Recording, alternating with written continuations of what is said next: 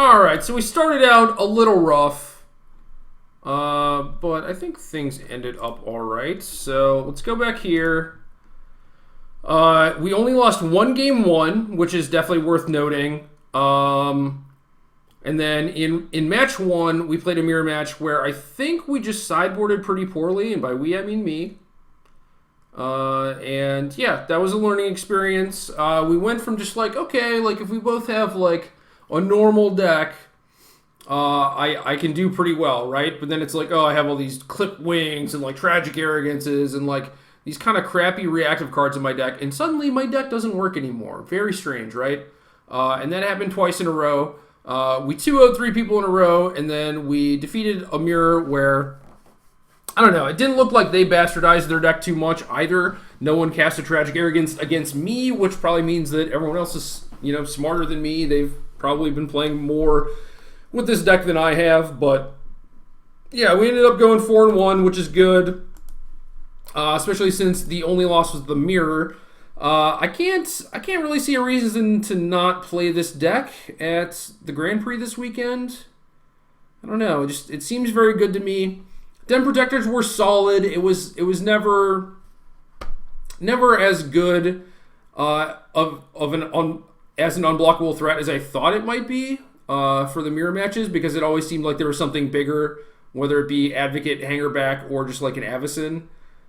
So I may need to reconsider the stance on that, but I do feel like a couple Den Protectors are pretty good in the deck regardless. So that was pretty nice. I do like 4 Oath of Nissa. I like more Forest than Plains. Avacyn's really good, obviously. Command's really good. Hangerback Walker was surprisingly good in the mirror matches.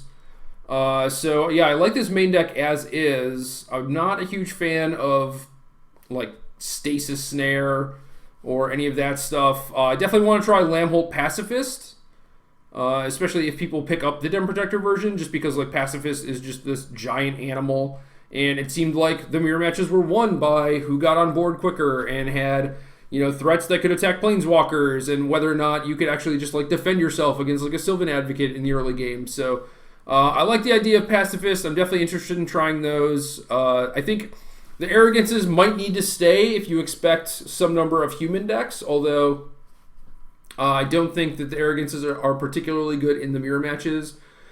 Moonlight got my opponent once, so it's probably worth keeping.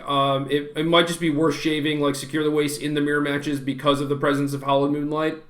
But I definitely want Moonlights against the Bant Company decks, so they're probably going to stay.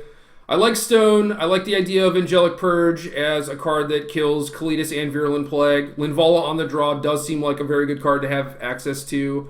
I like the idea of the Leaps against Control, and again, is another reason to have more Forest than Plains.